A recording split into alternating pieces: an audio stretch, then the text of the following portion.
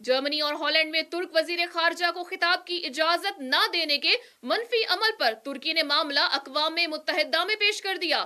तुर्की ने नेटो के कुछ मंसूबों में शिरकत से भी इनकार कर दिया।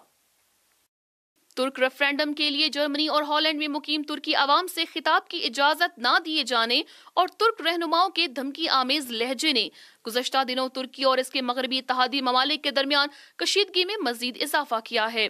हॉलैंड वजीर आजम मार्क रूट के फैसले के बाद अंकारा में हॉलैंड के सफारत खाने और इस्तांबुल में कौंसल खाने को बंद कर दिया गया। अंकारा ने कई यूरोपीय ममालिक में जुज़वी तौर पर रैलियों, सियासी प्रोग्राम, फौजी मशकों समेत नेटो के कुछ मंसूबों में शिरकत से भी इनकार कर दिया।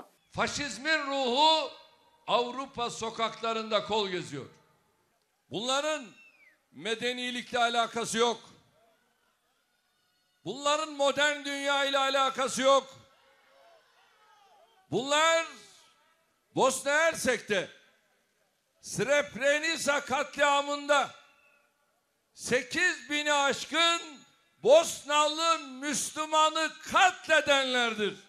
दूसरी जानिब एंजेला मेर्केल ने भी तुर्की के खिलाफ सख्त मौक़िफ़ इख्तियार करते हुए कहा कि तुर्की के अंदरूनी इख्तलाफात की जर्मनी में कोई जगह नहीं है और जो भी हमारे मुल्क के अमन को खतरे में डालेगा इस पर पाबंदी आयद करना जरूरी है। तुर्क सदर तैयब एर्दोगान ने अक़वाम मुत्तहिदा से शिकायत करते हुए हॉलैंड पर पाबंदी का मुतालिबा कर दिया है। उन्होंने डच वज़ीर आज़म की तुर्की के साथ ताल्लुकात को बेहतर करने की ख्वाहिश भी रद्द कर दी और कहा कि हॉलैंड पहले अपने किए की कीमत चुकाए, फिर ताल्लुकात पर बात होगी और यूरोपीय यूनियन से महाजरीन के मुतालिक डील को भी मुअत्तल करने पर गौर कर रहा है।